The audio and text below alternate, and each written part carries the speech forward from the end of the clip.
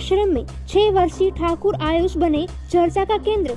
सीतापुर नैमिषारण्य 88,000 ऋषियों की तपस्थली में नारदानंद आश्रम में संचालित अध्यात्म विद्यापीठ ब्रह्मचार्य आश्रम में ब्रह्मचारी बटुकों को संस्कृत पद्धति के साथ अंग्रेजी, विज्ञान, गणित विषयों की शिक्षा योग्य आचार्यों द्वारा दी जाती है।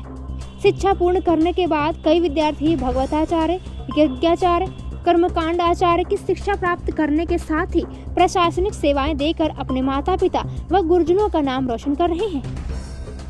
आपको बताते चले कि इसी गुरुकुल में बाराबंकी से 2 माह पूर्व आए 6 वर्ष के आयुष ठाकुर शिव तांडव अष्टांग आरती संस्कृत के श्लोक कंठस्थ हैं। आयुष ने अपनी प्रतिभा से पूरे विद्यालय में अपनी अलग ही पहचान बनाकर सबको आकर्षित किया है। आयुष का मार्गदर्शन करने में लखनऊ के एडवोकेट राम प्रकाश त्रिवेदी का बहुत बड़ा योगदान रहा है। श्री त्रिवेदी ने बताया कि आयुष मूल रूप से ग्राम रुकनापुर, थाना पखरपुर, जनपद बहराइच का रहने वाला है, जो 2 बहनों में अकेला भाई है। बहन श्रद्धा 8 वर्ष की व बहन भूमि 5 वर्ष की है। माता शारदा देवी उम्र करीब 30 वर्ष, पति बिरजू उम्र करीब 35 वर्ष के चाल चलन सही न होने के कारण वह शराब पीना, जुआ खेलने की आदत से तंग आकर शारदा ने अपना घर छोड़ दिया। बाराबंकी के महंत सनातन नंद गिरी जी महाराज के द्वारा संचालित मनकाश्वर संन्यास आश्रम में अपना जीवन यापन करने लगी। आश्रम में कानूनी पैरवी एडवोकेट राम प्रकाश त्रिवेदी ने निःशुल्क कर केस में जीत हासिल की। इसी सिलसिले में आश्रम में आना होता था तो बालक आयुष से मुलाकात हुई। एडवोकेट राम प्रकाश ने आयुष की प्रतिभा और लगन देखकर नैमिषारण्य के नारदानंद आश्रम में शिक्षा दिलाने की जिम्मेदारी उठाई है। पूरा नाम बताइए। आयुष ठाकुर। कहाँ के रहने वाले हैं? बाराबंकी। यहाँ पढ़ाई करते हैं? तो कुछ सुनाएंगे आप? क्या पढ़ाई करते हैं यहाँ पे? कुछ मंत्र वगैरह में सुनाएंगे? यहाँ सुनाइए।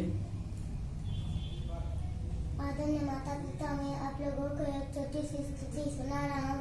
अगर कोई भूल हो जाए तो मुझे अपना बालक मानकर क्षमा करती। नमामि शमीशा निर्वाण रूपम विभुं व्यापकं ब्रह्मवे दास्वरूपं निजं निर्गुणं निर्विकल्पं निरीहं चिदाकाशमाकाशवासं भजेऽहं निराकारं कारमूलं तुरीयं विराज्ञान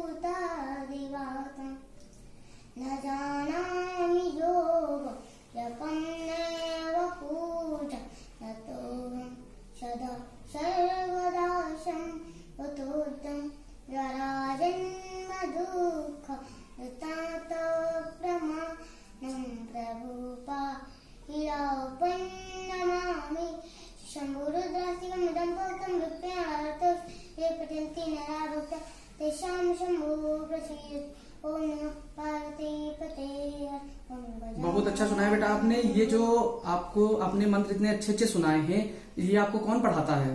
गुरुजी ने। अच्छा, गुरुजी पढ़ाते हैं आपको। और आप जो यहाँ रह रहे हैं, आपको परिवार के घर की याद नहीं आती? किसी की याद नहीं आती? यहाँ अच्छा लगता है? ठीक है महाराज जी, हम आपसे भी कुछ जानना चाहेंगे कि आज देश भर में 72वां गणतंत्र दिवस मनाया गया है, और या यूं कहें कि आज देश का संविधान लागू हुआ, या यूं कहें कि आज पूर्ण रूप से आजादी भी मिली थी हमें। अभी हम एक चीज आपसे जानना चाहेंगे, क्या अभी समस्याएं हैं देश में, या फिर किन चीजों की अभी भी कमी है जो सामाजिक तौर पे पूर्णतः हमें आजादी नहीं मिली? कहीं ना कहीं भ्रष्टाचार या फिर जो भी समस्याएं आ रही हैं, किन चीजों की अभी आपकी नजर में क्या समस्याएं हैं? देखिए, आजादी तो मेरे हिसाब से तो बाह्य रूप से मुझे मिली है, मैं इसे महसूस भी करता हूँ। लेकिन जो आभ्यंतर की आजादी होनी चाहिए, हमारे विचारों की आजादी होनी चाहिए, हमारी अभिव्यक्ति की आजादी होनी चाहिए, जो हमारे विचार अभी कुछ लोगों के कुंठित जो विचार हैं, उनसे मुझे निजात नहीं मिल पा रही। जबकि उस आजादी से ज्यादा आवश्यक है हमारी मानसिक आजादी। जिस तरीके से आज हमारे देश में, हमारी दुनिया में बहुत सारी चीजें व्याप्त हैं जो मानसिक विकीर्णता को जो है उजागर करती है, हमें उससे निजात पाने की आवश्यकता है। और मैं देख रहा हूं बहुत सारे क्षेत्रों में अलग अलग तरीके से लोग अपने अपने को प्रोवाइड कर रहे हैं लेकिन उसके बावजूद हम आजादी तो मना रहे हैं, वह है आजादी मेरे हिसाब से है ये। लेकिन आंतरिक आजादी जो हमारे विचारों की होनी चाहिए, जिस तरीके से हम समाज में अपनी मानसिक विकृति का परिणाम देख रहे हैं यत्र तत्र, कि बहुत सारी विकृतियां ऐसी हैं जो विक्षिप्त लोगों के द्वारा थोड़ी सी हमारी व्यवस्थाएं अव्यवस्थित की जा रही हैं, उनको भी सुधारने की आवश्यकता है और उनकी मानसिक स्थिति को सही करने की आवश्यकता है। क्योंकि विचारों की अभिव्यक्ति का मतलब ये नहीं हम किसी को भी कुछ भी कह सकते हैं।